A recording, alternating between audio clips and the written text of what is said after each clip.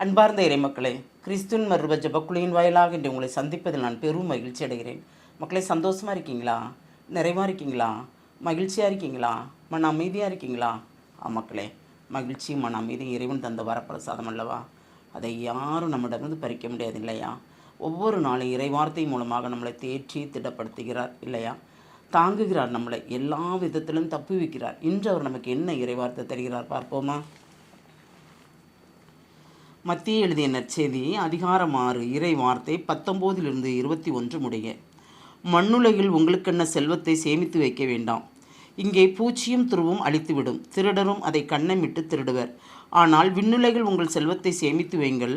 அங்கே பூச்சியோ துருவோ அழிப்பதில்லை, திருடரும் கண்ணமிட்டு திருடுவதில்லை. உங்கள் செல்வம் எங்கு உள்ளதோ அங்கே உங்கள் உள்ளமும் இருக்கும்.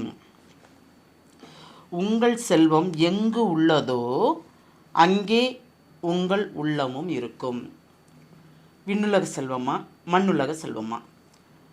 விண்ணுலகத்தில் நாம் ஜபத்தின் தபத்தின் மூலம் தேடியிருந்தால் நம் உள்ளம் எப்பொழுதும் விண்ணுலகை சார்ந்தே இருக்கும். ஏனென்றால் ஜபத்திலையும் தபத்திலையும் இருக்கிறோமே, நம்ம என்ன பேசினாலும் இறை வார்த்தையிலே நாம் தெளிவுபடுத்துகிறோம். அப்படிங்கும்போது நம்ம உள்ளம் விண்ணுலகில் இருக்கும், விண்ணுலகத்தை சார்ந்ததாக இருக்கும்.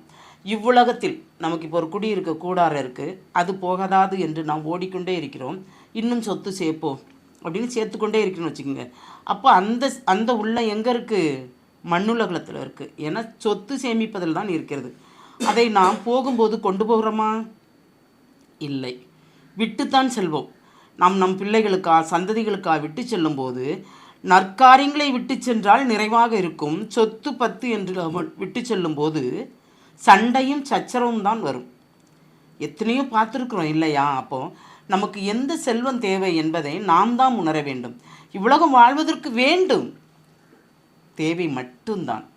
தேவைக்கு மேலே இல்லை. ஆசை வேணும், ஆசை இருக்கணும். அது பேராசையாக இருக்கக்கூடாது. ஒன்று பெற்றுக்கொண்டு விட அடுத்தாப்புல இன்னொன்று போகும்போது அது பேராசையாக மாறுகிறது. ஆசை, எனக்கு குடியிருக்க ஒரு கூடாரம் வேண்டும், நிறைவாக உம்மோடு வாழ வேண்டும் அப்படி என்று நாம் ஒன்று கேட்கும்போது, என் பிள்ளைகள் நிறைவாக உண்மை சார்ந்திருக்க வேண்டும், என் சந்ததிகள் உண்மை நிறைவாக சார்ந்திருக்க வேண்டும் என்று நாம் கேட்கும்போது எல்லாமே நமக்கு நிறைவாக அமையும்.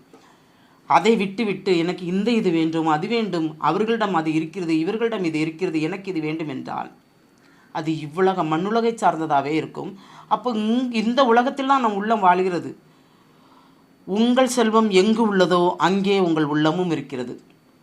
மறிக்கும் போதுமே நம்ம செல்வத்தை விட்டு செல்ல முடியும். ஐயோ, இவ்வளத்தை விட்டு செல்கிறோமே, நம்ம அனுபவிக்காமல் போகிறோமே அந்த எண்ணத்தில் மறிக்கும்போது கூட அவஸ்தையாக இருக்கும். ஆனால் விண்ணுலகை சார்ந்தது நம்ம ஜபத்திலும் தபத்திலும் நாம் இருந்திருந்தால் மன அமைதியாக இறைவா என்னை அழைத்து கொள்ளும், இதுகால் பட்ட வர இன்பங்கள் துன்பங்கள் அனைத்தும் உடைய கருத்தில் ஒப்புக் கொடுக்கிறோம் என்று சாந்தமாக சொல்லி நம் ஆன்மா அவரிடம் நிறைவரும். அதுதான் உங்கள் செல்வம் எங்கு உள்ளதோ அங்கே உங்கள் உள்ளமும் இருக்கும். நாம் விண்ணுலகை சார்ந்து இருக்கோம் என்றால் சின்ன வார்த்தை தான், ஒரு வார்த்தை தான். நாங்கள் என்ன தேடினாலும் எது செய்தாலும் அதுக்கு அழிவு இருக்குது.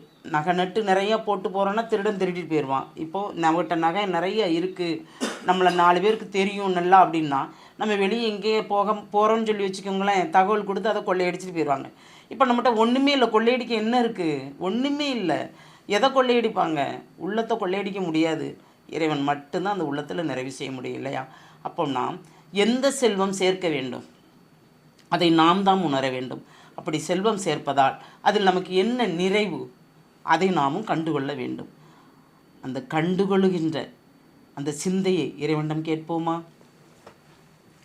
தாயும் தந்தையுமான இறைவா, இறை வார்த்தையில் ஒவ்வொரு நாளும் எங்களை தெளிவுபடுத்துகிறீர் ஆண்டவரே. ஒன்றுமில்லை ஆண்டவரே, எங்களிடம் பொண்ணும் இல்லை பொருளும் இல்லை ஒன்றுமில்லை, நீர் கொடுத்தால்தான் எங்களிடம் எல்லாம் தங்கும். அதனால் நாங்கள் எப்பொழுதும் உள்ளதை கொண்டு வாழ வேண்டும் என்று நினைக்கிறோம் ஆண்டவரே. உம்முடைய தேவ சித்தத்தின்படி எங்களை நடத்தும். எங்களுக்கு எது தேவை என்பது உமக்கு தெரியும் ஆண்டவரே.